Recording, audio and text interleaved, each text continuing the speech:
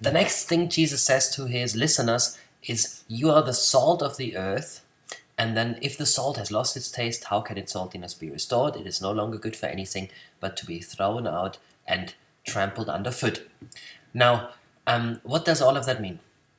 Okay, in Jesus' time, salt, and then of course also light, which he will mention um, in the next verse. Salt and light were a picture of the law. So the law of Moses was sometimes associated with salt and light. We know that the Psalms, for example, say that your law is a light unto my feet and a lamp to my life. And in Numbers 18, for example, or Leviticus 2, salt is associated with that law covenant that God has with his people. It is called in Numbers 18 a covenant of salt. So by that, it is referring to the covenant that God had with his people. So salt and light is a picture for the law, and the way Jesus uses that is actually like a quite a nice bridge between what he said before and what he's going to say now.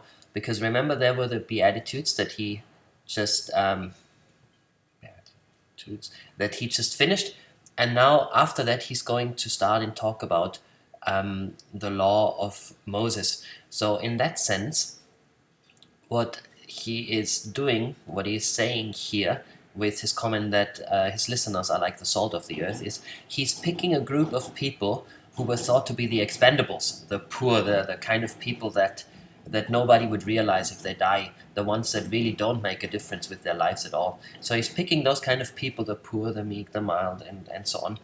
And he says, as far as God is concerned, you are the salt of the earth. So as important as salt is to the earth, or as important as light is for daily living, so important are you to God. So he's giving them a huge and beautiful encouragement, saying, you are the salt of the earth. And then while we are talking about the law, remember, it's a sign for the law, a symbol for the law. Let me give you some thoughts about the covenant and about the law of Moses. So that is how this verse functions in the whole Sermon on the Mount. It's a bridge between the Beatitudes and Jesus' exposition on the law. But then secondly, let's have a closer look at what salt represented back in Jesus' day. And I think there are in particular three things that are worth noting here. The first thing is that salt was there to preserve. So salt was used to preserve food, and without salt, meat and other food would have rotten almost immediately. And salt had such an important function in life that without it, survival of the nation was really, really in doubt. So salt as an essential daily ingredient for life, as it were. And if that's what Jesus is talking about, then he would say, you are the salt of the earth, meaning if it wasn't for you, this earth, this world would have rotten, and God may have put it into the dumpster already, but for your sake, this earth is being preserved because you yourself, you the poor in spirit, and you the meek and mild and so on, you are the ones who are the preservatives of the earth. So again, it would be a huge encouragement. Uh, the second possibility is that he's referring to salt as a fertilizer. So salt was often used to fertilize the ground, and in that sense, earth here wouldn't necessarily mean globe, but it could possibly mean just soil. So just as salt is being used to make the soil more fruitful, so you are the fertilizer of the soil. You are the ones who will help make the vineyard of God more fruitful. So if that's what Jesus means, then he would have that meaning in mind.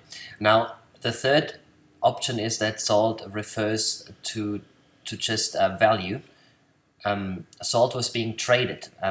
As a matter of fact, the Latin word for salt is sal, and we get our word salary from it. So salt was from the beginning something extremely valuable that was used from merchant to as a currency, really. So if that's what Jesus has in mind, then he's just again making a comment on how precious those people who seemingly have no importance to this world, how precious those people are in God's sight. So those are the three possible things. Let's maybe just quickly say what Jesus did not mean. What he didn't mean is what we instinctively think about when we hear the word salt, is salt as an additive, or salt as a condiment. So something that you would use to make good food taste even better. So some kind of added nice, like the cream on the topping kind of thing. That's not what he means at all. He what he has in mind is something much more substantial, something much more important and necessary for life, something to preserve life itself, or something to make the whole thing more fruitful. So this is what Jesus is referring to when he says the salt of the earth, and also, of course, he's commenting on when the Pharisees used to say that the law is the salt of the world. He is saying not the law itself, but the people who love God, and the people who live with Him. They are the ones who are really the salt of the earth. Now then he goes on to say, but if salt has lost its taste, so if salt has lost its saltiness, how can it be restored? It is no longer good for anything but to be thrown out and trampled underfoot. Trampled underfoot here means that garbage was back in the day simply just thrown out of the house onto the street, and then people would come and trample on it.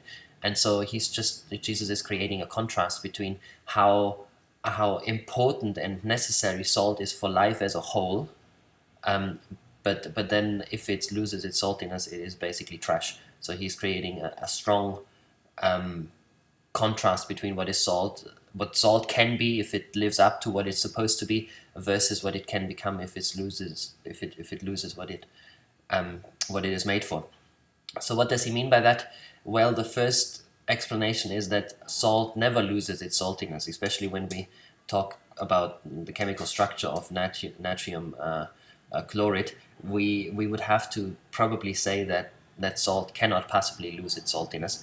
And that is what a lot of people take this verse to mean, that Jesus is saying, just like salt cannot lose its saltiness if you remain in, you will always be, as far as I'm concerned, the salt of the earth, and just like salt can't lose its saltiness, so you can't lose your faith or whatever.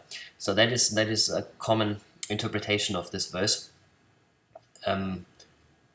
Just again encouraging them that there's nothing they can do to fall away from what God has called them to be. Now, it's possible that this is what he means, but I think a better explanation, or an explanation that better fits what he's actually saying, is that salt is sometimes, or was back in the day, sometimes accidentally mingled with other materials, especially soil and other chemical compounds. And if that happened and people were unable to separate the salt from its other components, then they actually had to throw it away, because it wasn't able to live up to what it's supposed to do. It couldn't preserve any kind of food. It couldn't fertilize the ground. So if it got mixed, if it entered into other compounds.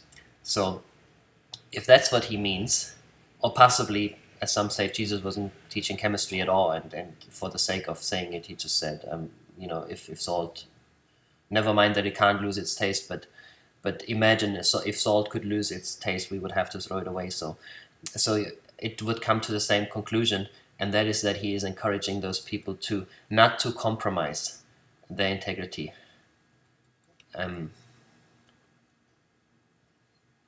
So it's a call to the listeners, it's a call to his disciples never to compromise their integrity. He says in the Beatitudes, blessed are those who are pure in heart. So in the same sense, he's now saying, don't compromise your purity of heart, don't compromise your integrity. And in that same sense, then he starts to talk about the law, and talks about how people could possibly compromise their integrity, or in that example, could mix their being salt with other compounds, which would ultimately render them useless. So especially then lust and anger and selfishness.